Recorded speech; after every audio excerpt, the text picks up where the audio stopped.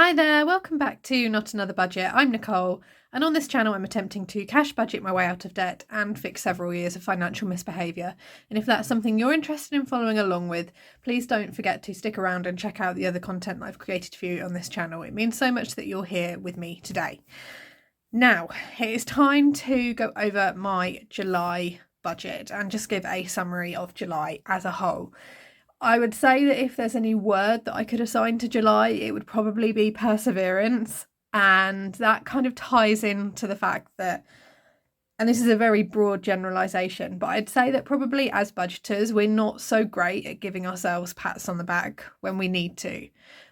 Although we could probably acknowledge the things that we've done right or we've done well or something that's gone better than expected, I think that, I know for me personally and probably some others, that's tinged with a but if I'd done this, or if this had happened instead, or if that decision had happened differently.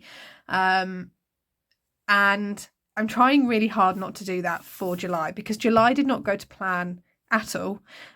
July derailed quite quickly, not in terms of spending, but in terms of income and how I was able to allocate my time. And it therefore meant that a lot of the goals that I had assigned to myself here didn't really happen. So I didn't get to do a car boot, and I didn't get to create a listing schedule or really get that going at all. I did meal plan and batch cook, and that was largely helped by the fact that I'd committed to do the £100 grocery challenge that had been created by Gillian Budgets, and I'm continuing to do that in August. So on my Instagram and on my community page, you will see the updates for that there. And yes, I did return to uploads for Not Another Budget, but those two don't really impact on, have the same impact that these two did. These were both factored into my projected income, and not being able to do them had an effect. And let's just quickly go back to the monthly calendar and kind of show you why. Now, this is everything that I'd kind of plotted in. It's a little bit pale, the writing, so sorry if you can't see it very well, but basically everything was going completely fine. So this was fine, this was fine, this was all going good. We started to list, it was all wonderful. Like, I was prepping, there was kind of a plan going on, and then we get to here, and at this point I was notified of a deadline change, which meant that I had about 85 to 100 hours worth of work on the course that I was doing, plus a final assignment that had to be in here. I was already busy on a Duke of Edinburgh assessment, assessing and training a group of bronze expeditions here. So these days were out. The car boot I'd scheduled in here was no longer feasible because all of my time had to go towards those. I also had a delay to the mileage claim payout, which meant that didn't actually arrive in my account until here, which is the start of my August. So I was only really able to make significant-ish headway for 9 days of the month. And then all of my other time and all of my energy and my focus had to go on completing the course, because if I didn't complete the course, I couldn't start teacher training. And that's what all of this has been working to. So that's what kind of visually happened within the month. How did it financially occur and go down? Well, in terms of my overall income, I'd budgeted and thought I would be getting about £210 overall. £2,100, sorry, overall. £200 of that would have been Vinted, and £500 of that would have been other. A large part of that being made up through Facebook Marketplace sales, through the mileage reimbursement, and through the car boot sale as well. So although I got the £700 bursary, I only got £645 universal credit. I was only able to get £134 worth of sales out of my targeted 200, and a large part of that came in those first 9 days. So when I am able to give time and attention to it, it does work. And then over the month, I was only able to accrue £273, and that was through things like cashback. What else did I do? A couple of eBay sales, because that's now working all of a sudden, and a few marketplace sales. But the big ones, in terms of the car boot and the mileage claim, didn't come in. And a lot of these as well only really came in at the start of the month. In terms of my bill breakdown, I'd allowed for £1,198.31's worth of bills, and it was £1,084.17 worth of bills. I wasn't able to make a payment to gas and electric. My cash flow pretty much dried up by the 17th, 18th of the month, and I'll show you and tell you why in a second. The rent went out as normal at 850, water was 22, council tax 15, BT was down a little bit, it was £47.83. I didn't realise my contract was up for renewal, so this is part of a smaller payment because I upgraded my contract, and managed to get a faster service for a little bit less. Well, I say a little bit less. Towards the end, it was £54.15. I'm now going to be paying £35 going forward, which is I'm happy with, considering it's the cheapest I can get for this area, and it's much significantly faster as well. I've been able to actually upload a video in good time and get everything synced and worked on, and it just makes a huge difference. But because of that crossover billing period, it's lent to a smaller Wi-Fi bill this month in August and a slightly smaller one in July. Mobile was $28.60, income Microsoft was $10.49, Now TV $9.99, Spotify $9.99, YouTube Premium $11.99, pet insurance was $21.78, car insurance $56.50. Contents insurance wasn't taken. I do need to check and see what is going on there. I don't think it's been cancelled, but I know there was a day that they tried to take the direct debit and I did not have the money in the account for that, nor did I have the money as cash at this point. So I don't know if that's been rescheduled. It's on my admin list to deal with today, and I did not have the money sitting there to pay gas and electric this month, and I rang and spoke to them and they were fine, as fine as they could be for that. And in terms of then flexible spending, which is basically my spending envelopes, I'd budgeted £200 for food. When I did this budget, I hadn't yet committed to doing the £100 grocery challenge. So I did this budget preview, and then 2 days later was like, I'm going to do the £100 grocery challenge. And I'm really, really glad that I did, because it gave me £100 to put back into my budget. So it was $99.64 for food. Oh, and just very, very quickly, my total income was £350 less than what I was planning. So fuel was 45. This is my fuel. This is not fuel that I'd used for Duke of Edinburgh. So that was down. Duke of Edinburgh, in terms of fuel, fees associated, anything that we'd need to pay out for an emergency, I'd budgeted 100 and spent 68.69. The cat was 38.20, but I did have to use his little emergency stash towards the end there because there was not the cash in the account. Out of a budgeted spend of 60. Household was 35 out of £13.70 spent. Medical was 15 budgeted, £12.25 spent.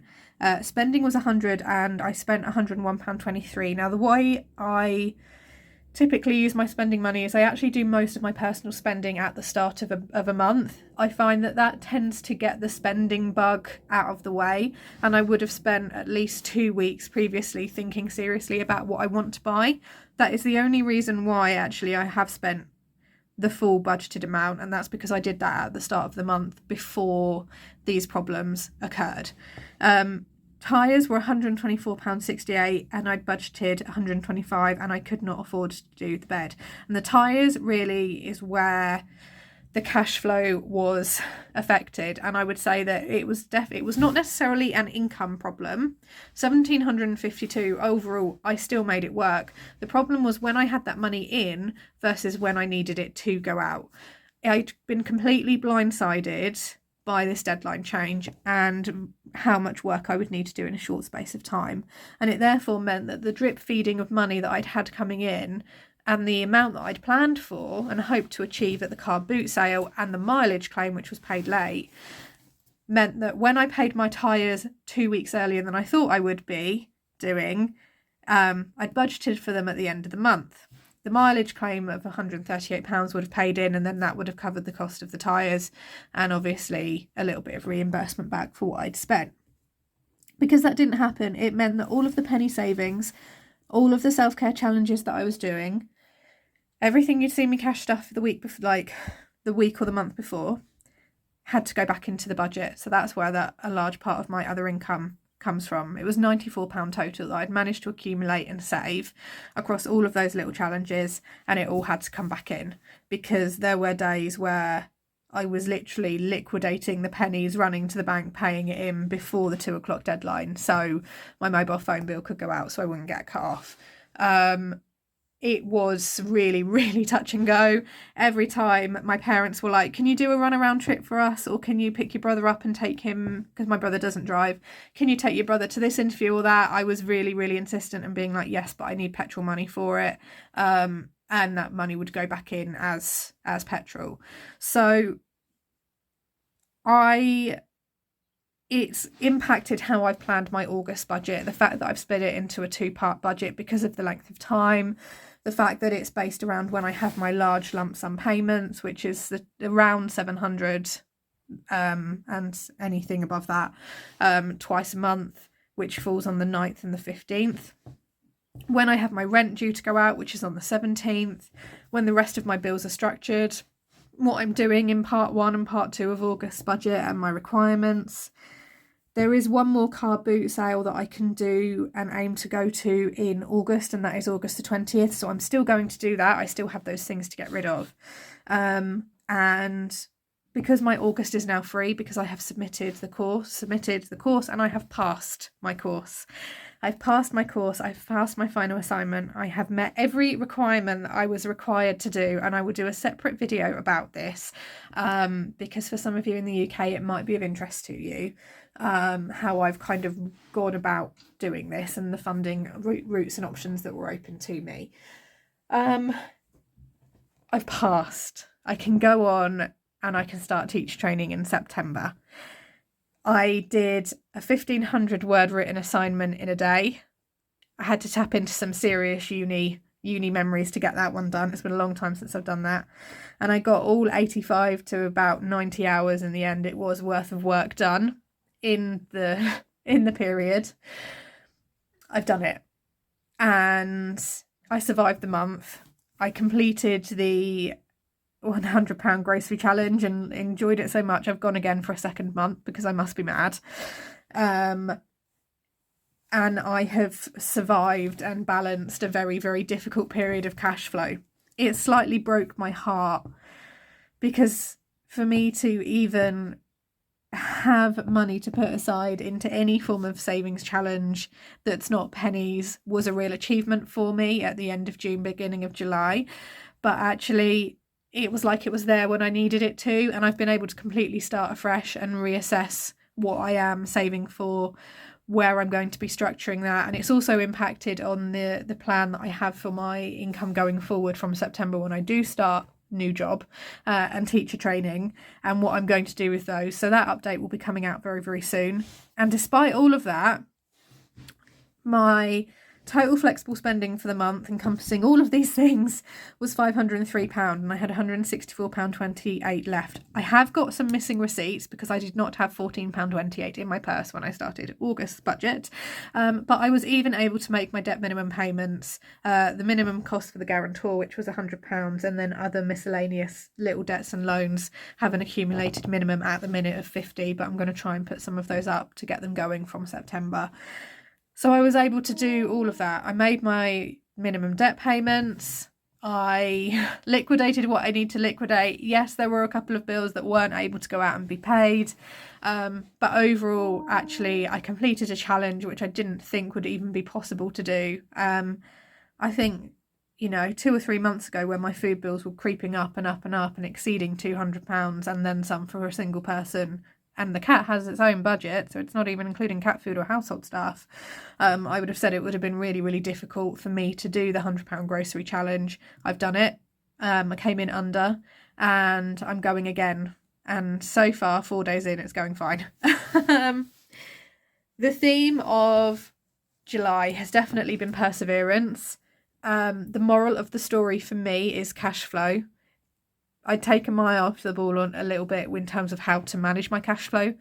I'm quite cynical is the wrong word, but I've always played by the worst is going to happen, so prepare for the worst and hope for the best. And I'd kind of gotten away from that mentality a little bit and was like, oh, it's fine, I can do the car boot sale, oh, the school will reimburse me in time, it's all going to be fine, my tyres I won't need to do 2 weeks early.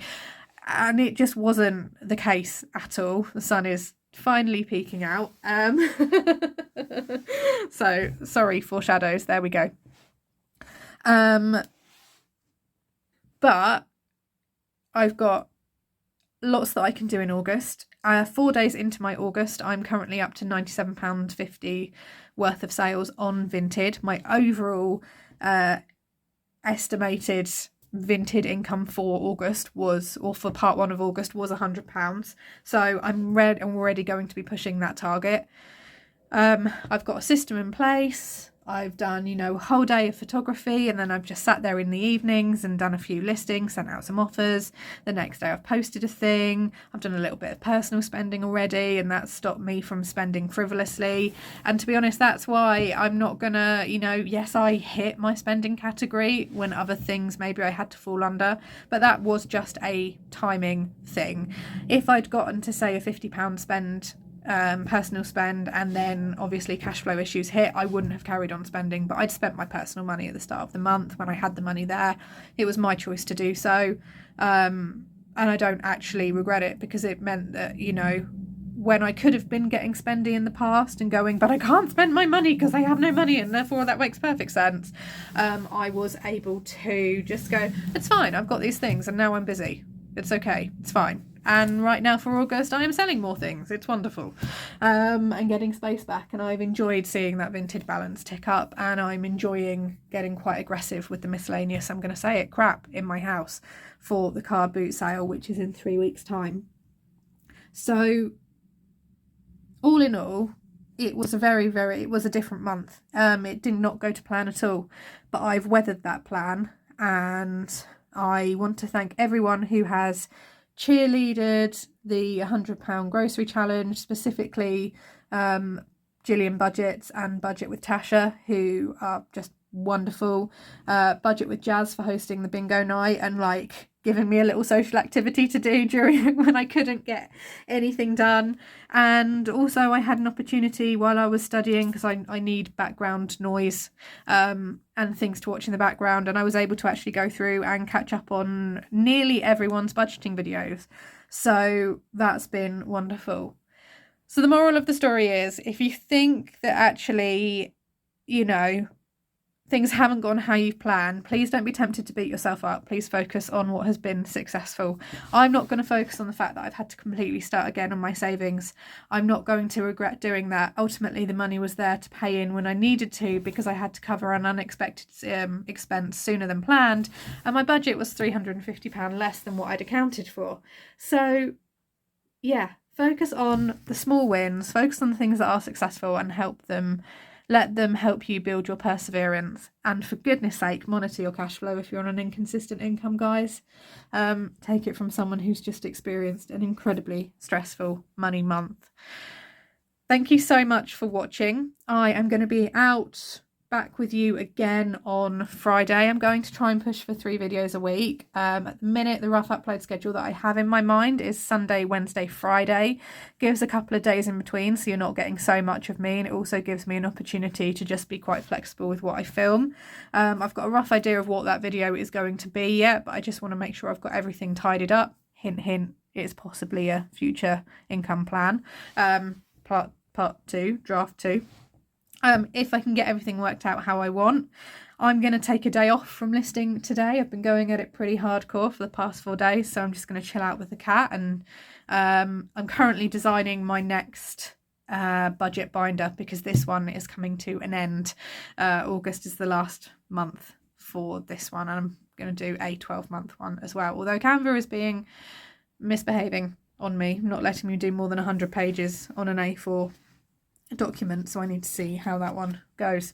Anyway, that's enough of me prattling around. This will be up later today for you. Thank you so much for watching. Please don't forget to do the like, commenting, subscribing. It's free and it massively helps the channel, and I hope that this has helped you as well today. I'm going to see you on Friday. Have a wonderful day wherever you are in the world. I'm going to love you and leave you now. Bye bye.